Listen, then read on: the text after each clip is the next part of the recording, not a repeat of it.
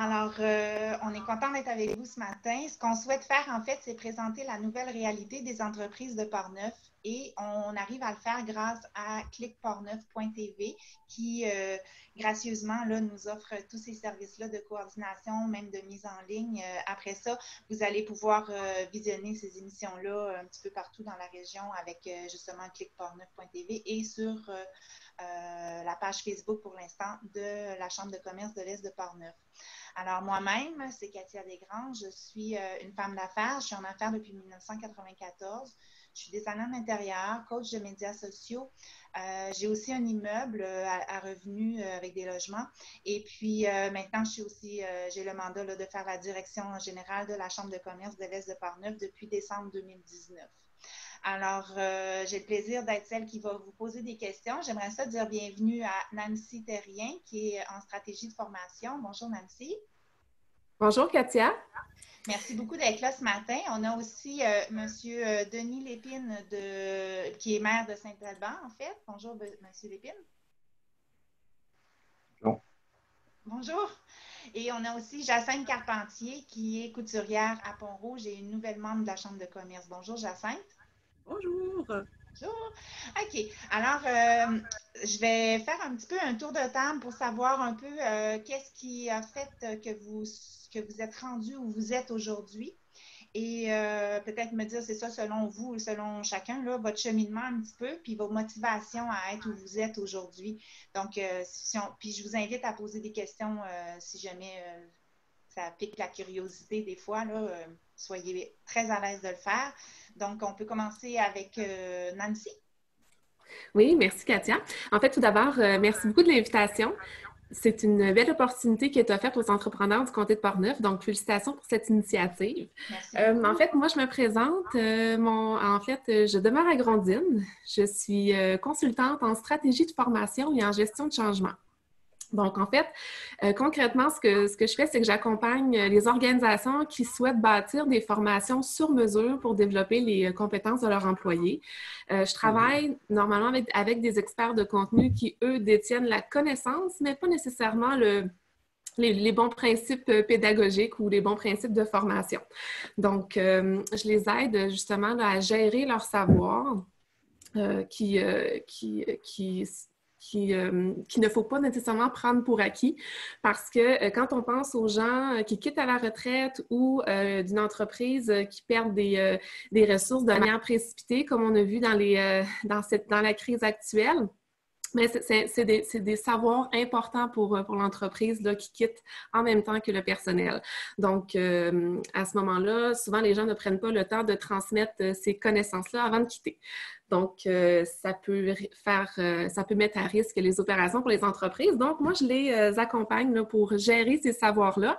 Puis, je les accompagne aussi, les entreprises là, qui vivent des transformations afin de bien mettre en place des conditions favorables au changement là, pour que les employés adhèrent là, au changement. Donc, c'est ce que je fais présentement.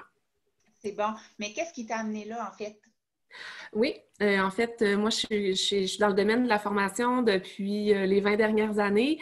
J'ai été enseignante au collégial, j'ai donné des formations dans les entreprises, j'ai été conseillère en formation auprès de grandes organisations et ça fait 3 ans que j'ai décidé de faire le saut pour devenir entrepreneur et travailler à mon compte pour desservir là, les entreprises qui avaient besoin d'une expertise comme le mien.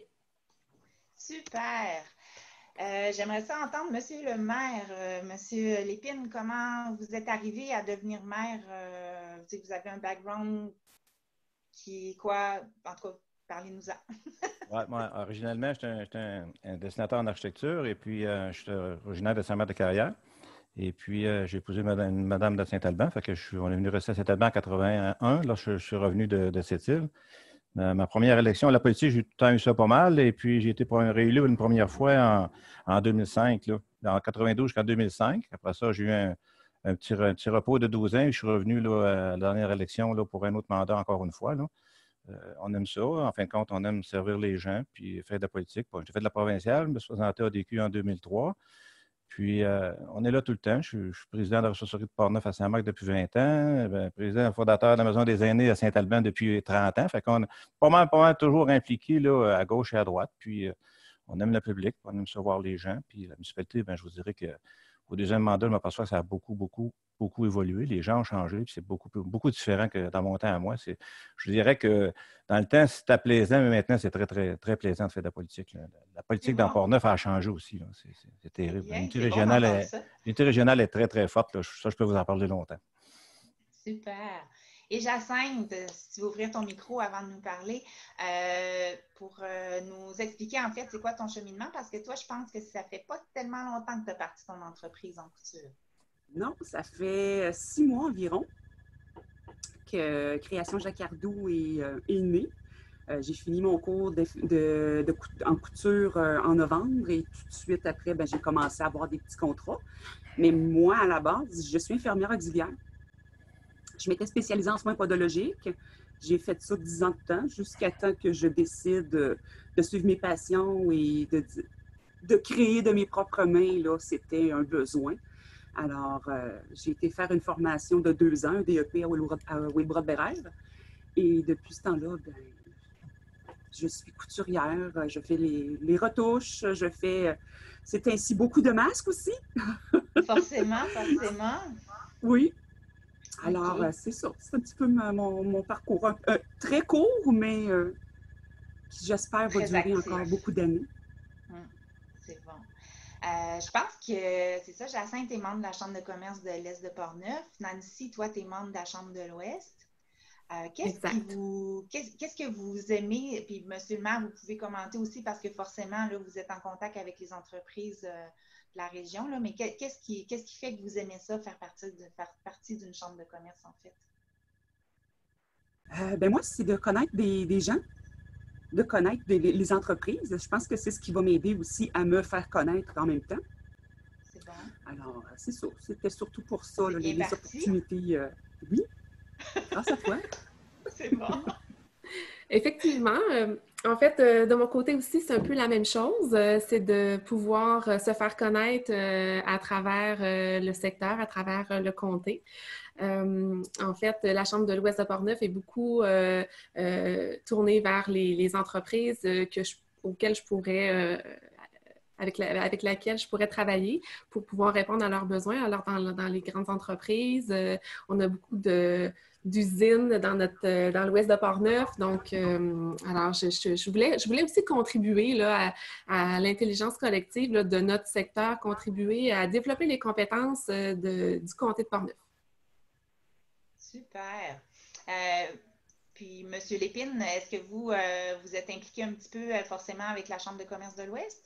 Oui, obligatoirement, là, depuis surtout le premier mandat, lorsqu'on a commencé le parc régional, là, puis le parc municipal, on était bien impliqué avec la Chambre de commerce. Et puis, on l'est encore, on fait encore partie de la Chambre de commerce. On s'implique de façon différente, mais la ressourcerie, comme je disais tantôt, en fait partie elle aussi. Fait que, non, ça a sa place. Et puis, même eux autres aussi, vont être beaucoup plus régionales tranquillement. Là, ça s'en vient comme ça. Et puis, je pense que les gens qui sont autour de la table, là, dans notre coin, nous, sont très dynamiques aussi. Là.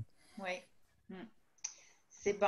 OK, maintenant, comment vous vivez la pandémie qui nous impose finalement une nouvelle réalité? Là, on ne parle plus d'une crise parce qu'une crise a un début et une fin. Donc, puis là, on voit bien qu'on va avoir à vivre avec cette nouvelle réalité-là. Comment vous vivez ça ou qu'est-ce que vous avez à partager, là, des bons coups? C'est sûr que oui, ça peut être, en tout cas, allez-y selon ce que vous vivez, là. Chacun votre tour. Oui, Nancy est prête.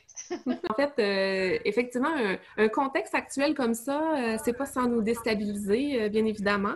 Quand on apprend des nouvelles comme ça, que les entreprises ferment, que les gens perdent leur emploi, c'est sûr qu'on devient déstabilisé et on rentre dans un terrain qui est inconnu pour tout le monde. Donc, on a comme 2 choix.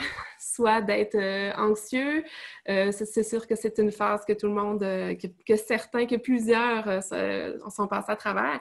Mais dans le fond, il faut être créatif, puis il faut voir justement, de voir ce contexte-là comme étant quelle est l'opportunité, comment je peux contribuer pour faire évoluer les choses, parce qu'on assiste à une transformation du monde entier, là, on voit de la technologie, de l'innovation à chaque jour émerger. Alors moi, je suis quand même, bien que je trouve ça très triste pour les gens qui sont atteints physiquement par la COVID et les gens qui ont perdu leur emploi, qui ont dû sacrifier une partie de leur carrière parce que leur entreprise a fermé, bien que je suis très empathique envers eux, mais je trouve que ça va transformer le monde, puis je pense que ça va être pour le bien parce qu'on va garder des belles choses de ça, des belles valeurs, des belles innovations, là. Ça pousse les gens à être créatifs. Donc, c'est le contexte que je vis actuellement. C'est comment je me sens dans ce contexte-là actuellement.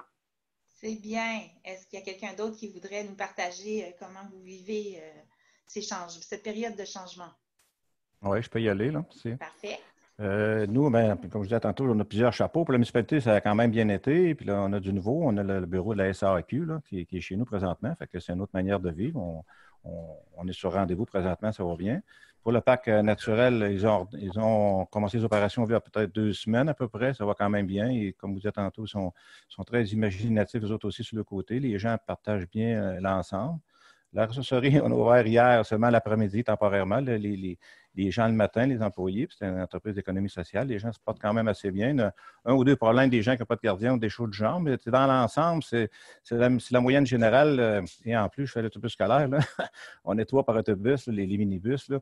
Fait on s'aperçoit que le pourcentage qu'il y a à l'école d'enfants ou que ce soit les gens au magasin, tu as comment 50-55% des gens qui sont quand même un petit peu restreints, mais ils font ça très bien présentement. Puis je pense qu'avec le temps, là, la peur va disparaître tranquillement. Puis les gens, la distanciation, qu'on pourrait dire, quand même assez bien respectée. Là, on n'a pas, dans Portneuf, comme on le sait, on n'a pas beaucoup de problèmes non plus, là, mais on est quand même chanceux. Mais je pense parce que toute la population fait sa part grandement, je pense. Et Jacinthe? Oui, moi, pour ma part, je pense que je dirais que ça a été de saisir le moment présent. Parce que quand la vague a commencé, j'étais pas encore tout à fait partie là, en entreprise. Et lorsque j'ai vu là, vraiment, moi, la demande pour les masques, j'ai saisi. Ça a été là de dire, écoute, si je ne prends pas l'occasion, je vais la manquer. Alors, c'est ce qui m'a permis là, aussi de me faire connaître. Mais il y a aussi beaucoup d'entraide entre couturières. Beaucoup, parce qu'il y a eu pénurie de matériel. Jusqu'au niveau des élastiques, là, pendant 3 semaines, il n'y en avait plus. Là. Si on faisait des commandes, c'était 6 semaines d'attente. Alors, j'ai découvert, moi, durant la pandémie, beaucoup d'aide entre personnes, et même, je dirais qu'on est plusieurs couturières dans le comté de Portneuf et on a fait des beaux échanges. On s'est référé aussi, là, moi, j'ai référé des clients, peut-être que mon modèle n'était pas celui qu'un client cherchait et vice-versa, d'autres personnes m'étaient référées pour ça. Alors, c'est comme si la demande étant suffisamment forte, vous n'aviez pas eu besoin de protéger votre territoire de clients. C'est ça. C'est en plein ça. Toi, je pense que tu avais fait une demande à l'univers, hein? Oui. Demandez, vous recevrez, hein? J'ai reçu. M'a confié que quand elle a démarré son entreprise, elle a dit, là, il faudrait qu'il arrive quelque chose pour que ça démarre en Lyon. Mais là, pas sûr, c'est ça. Je m'excuse, la pandémie est peut-être de ma faute, finalement. Non, mais pas ça sur tes épaules. Oui, Nancy, tu avais quelque chose à ajouter concernant ce que ça apporte dans ton métier comme différence aussi? Oui, c'est ça, je vais vous en parler, mais je voudrais juste revenir sur ce que, justement, Jacinthe disait. Puis c'est pas la première fois que je l'entends. Vous avez aussi parlé, il y a, je me souviens pas de son prénom, là, la formation en premiers soins. Il disait qu'il n'avait jamais autant parlé à ses compétiteurs. Donc, justement, on voit une espèce de mouvement collectif où est-ce que les gens ne voient pas leurs compétiteurs comme des concurrents, mais plutôt comme des alliés. Alors, tu sais, c'est toute la force de l'intelligence collective qu'on voit émerger et de l'entraide, effectivement. Donc, je trouve ça bien que ça se passe aussi.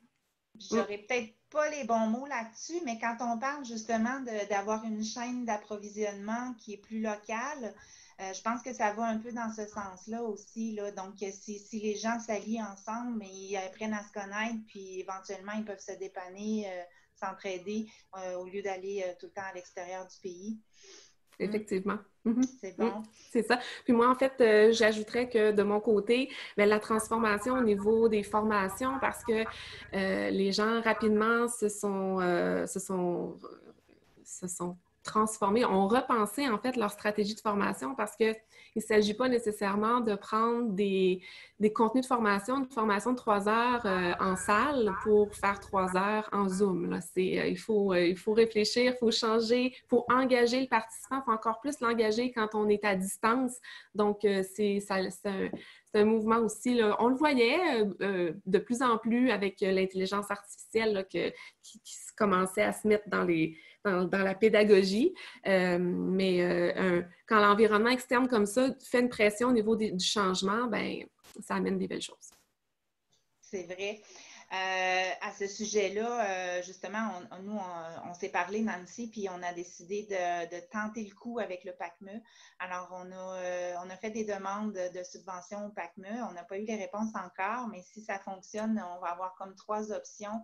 Je pourrais peut-être te demander, là, c'est surtout sur la gestion des savoirs, comment justement conserver tout ce qu'on apprend dans des formations à l'intérieur d'une entreprise ou d'une collectivité. Mais c'est ça. Donc, on attend ces nouvelles-là, surveiller. Mais Nancy, peut-être tu pourrais nous faire quelques petites choses, petites informations sur ces formations. Oui, brièvement, là, en fait, c'est qu'on se rend compte, là, on parle beaucoup de formations dans les dernières semaines. Il y a des webinaires, on est inscrit gratuitement, il y a des belles choses là, qui nous sont offertes. Par contre, ça ne suffit pas nécessairement d'envoyer notre employé en formation et d'avoir parce que souvent, ce qu'on voit, c'est que quand l'employé revient de la formation, bon, bien, est-ce que tu as aimé ça? Est-ce que c'est intéressant? Oui, c'est intéressant, mais encore, qu'est-ce que c'est cette formation-là pour vraiment bénéficier? Qu'est-ce que tu mets en pratique? Donc, tu sais, il y a des actions à faire pour pouvoir bénéficier là, de l'expertise que l'employé est allé chercher là, pour appliquer dans l'organisation.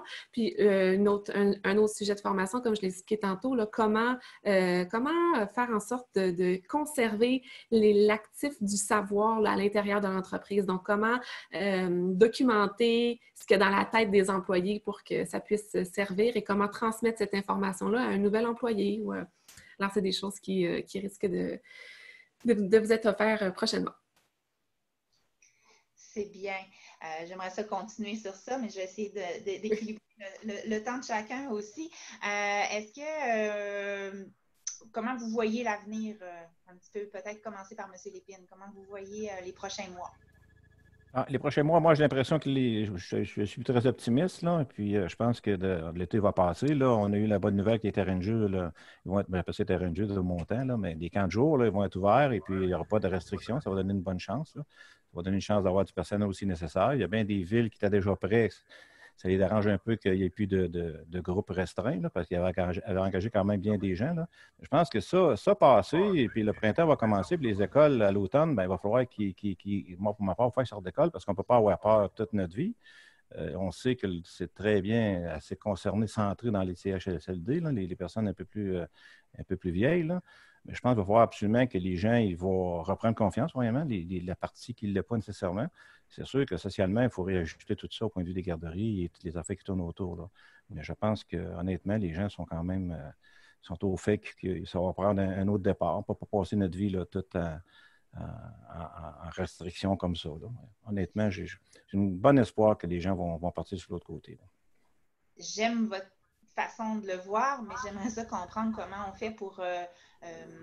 exemple, moi, j'ai justement réservé un terrain de camping là, dans le parc régional de Portneuf, puis on ne peut pas y aller. Il faut que les gens sur le même site soient tous de la même famille, de la même adresse. Donc, ça ne veut pas dire qu'on ouvre. Là. Oui, mais c'est ouvert en partie, mais je veux dire, au moins, c'est pas formé zéro. Non, ça, je comprends. Mais tu sais, quand vous dites que les terrains de jeu sont sans restriction, ça veut dire que les enfants vont se mélanger?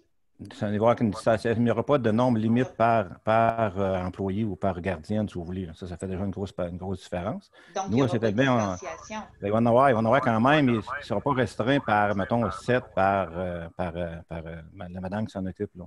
Ils ne vont pas être des groupes de 15, un exemple. C'est sûr qu'il n'y aura pas de camp de jour. à l'extérieur. Il va y avoir, s'il pleut, mais on a quand même des salles assez grandes partout. Il faut se réajuster, mais tu sais, le départ, il faut qu'il se fasse à quelque part. On a la chance de pouvoir le faire avec les plus petits qui, en principe, ils ont moins de risques. Là. Pour le reste, ben, les campings sont quand même ouverts une partie. Tu vas avoir au moins, je ne sais pas, moi, 50, encore une fois, c'est la moyenne de 50 de la population qui va bouger, qui va pouvoir y aller. Là. Avec ça, ben, ils vont pouvoir déterminer d'autres choses. Les tests, là, du gouvernement, ils en font de plus en plus, mais le départ, ça en prend quelque part. Je pense que il y a ça. Puis les écoles, bien, moi, je serais plus la faveur de, s'ils disaient une journée sur deux, chacun le tour, mais comme chauffeur d'autobus, j'aimerais mieux une semaine sur deux, parce que avec les gens aujourd'hui, les autobus, c'est une semaine avec quelqu'un, une semaine avec l'autre. S'il faut que tu fasses une journée sur deux, puis la fille ou le garçon est avec son père ou sa mère, là, ça va aller mal. Mais honnêtement, je pense que la solution, une semaine sur deux pour chaque, ça arrête l'allure. Les locaux vont être assez grands, les autobus vont être assez en quantité. Tu sais, on ne peut pas tout doubler les choses qui vont avec. Là, on est chanceux, il y a les plus petits qui vont à l'école. Fait que moi, mon circuit, ça prend 3 autobus au lieu d'une. Fait qu'on ne pourra pas faire ça en général si toutes les écoles sont ouvertes. Là. À long terme, les gens pourraient se préparer, mais on pourra, là, demain, en septembre, on ne pourrait pas. Là. Fait que, non, moi, comme je vous dis, à un moment donné, il va falloir j'ai confiance. Je ne vais pas dire d'autre chose que ça. Là. C'est parfait, ça n'en prend, c'est sûr. Jacinthe, comment tu vois l'avenir? Est-ce que tu vas développer des nouveaux produits? Est-ce que les masques, ça se stabilise? Les masques se stabilisent, oui. Mais c'est certain que je pense que j'ai encore de la demande. Mais j'ai d'autres projets aussi. J'avais des projets avant les masques. Et là, ben, je pense que ça va être tout simplement le mot continuité. Un jour à la fois, puis on continue les projets. Là, bon, c'est certain que certains projets, je ne pourrais pas les faire tout de suite, comme les kiosques de Noël et tout. Ça, on oublie ça pour cette année. Je ne penserais pas qu'il y en aurait. Mais il va y avoir d'autres façons de faire connaître mes produits. Là, je pense à peut-être une plateforme web ou juste Facebook. Là, c'est magique. Là. Moi, ma compagnie a démarré avec Facebook. Là. Il suffit de 2 photos de 2 amis avec des masques pour que ça rentre les demandes. Alors, je pense que trouver 2 autres amis avec mes autres produits, et je pense que ça va continuer. Puis, comme M. Le maire le disait, il va falloir à un moment donné que la vie reprenne son cours. Puis, je pense que c'est ce qui va arriver. C'est un jour à la fois. Puis, je pense que l'avenir ne me fait pas peur là-dessus. Tout le monde va réussir à s'en sortir d'une façon ou d'une autre. On n'a pas le choix. Là. On ne pourra pas rester confiné toute notre vie. Alors, sortons prudemment et lavons-nous les mains, comme ils disent. Oui, surtout. Oui. Nancy, toi, comment tu vois l'avenir? En fait, c'est de se mettre en action, hein, comme on en a parlé d'entrée de jeu, hein, de faire preuve de créativité, d'être agile, là, parce que c'est ce que je dirais là, pour donner là, des trucs ou aider les organisations, hein, c'est d'être agile dans la structure décisionnelle, dans le modèle d'affaires, de les aider là, justement à capitaliser l'intelligence collective, puis d'être prêt à l'imprévu là, pour l'avenir. Peut-être faire une petite annonce, je pense que c'est dans le vent aussi, là, mais on entend dire qu'autour du 15 juin, probablement qu'on pourrait retourner dans les restaurants, qu'on pourra retourner aussi dans les salles. Alors, je trouve ça peut-être intéressant de finir sur une petite note positive dans ce sens-là. Puis ça va dans le même sens que tout le monde aussi qui sont présents aujourd'hui, de dire qu'il va falloir sortir de chez nous aussi, puis affronter le tout. Là. Mais voilà. Alors, je vous remercie beaucoup de votre présence à tous et en espérant que ça fonctionne. N'hésitez pas, comme entrepreneur, là, je parle à tous ceux qui nous écoutent, n'hésitez pas à communiquer avec vos chambres de commerce. Nous sommes des promoteurs collectifs. Moi, à la Chambre de l'Est de Portneuf, j'ai pris le lead de demander des subventions au PACME pour vous aider à former vos employés dans le but de l'ouvrir à toute la région de Portneuf et au lieu de dédoubler les actions. Mais n'hésitez pas, il y a la SADC aussi qui vient de sortir son plan d'action. Moi, je l'ai envoyé dans mon infolettre. La SADC l'a envoyé à sa clientèle existante. Il n'y aura pas d'annonce à la radio, télé, journaux à court terme, mais contactez-les ou contactez-moi pour avoir la copie de la lettre. Mais il y a des fonds qui sont débloqués si vous avez besoin, justement, comme Jacinthe, de développer une plateforme numérique pour vendre vos objets. Il y a des fonds qui sont développés pour, en fait, demander les consultants. Et il y a aussi une possibilité d'aller faire un emprunt jusqu'à 40 000 qui serait remboursable là, suivant qui peut être remboursable à 75 si vous respectez les termes. Et ça, c'est pour combler des fonds de roulement si vous avez eu une baisse, en fait. Là. Puis ça, c'est nouveau. Si vous n'avez pas été accepté ou éligible aux autres programmes, il y a ça qui vient de sortir. Là. J'ai eu la nouvelle vendredi dernier. Là, on est jeudi. Donc, voilà. Je vous remercie tout le monde. Merci beaucoup, Katia. Ça a été très, très, très, très agréable, cette petite discussion, et d'en connaître plus aussi, Jacinthe et Denis. Ça m'a fait plaisir là, de faire ça avec vous. Parfait. Merci beaucoup. C'était très gentil. Puis on s'excuse du malaise qu'on a avec les ordinateurs. Là. Non, c'est bon. Beaucoup. On vient de voir Votre que patience. Jacinthe est déconnectée. Elle a une panne d'électricité chez elle encore. Donc, ça fait partie de la nouvelle réalité. Merci beaucoup. Merci. Alors, je vous remercie tous. Puis, au plaisir de vous recroiser ou de faire affaire avec vous.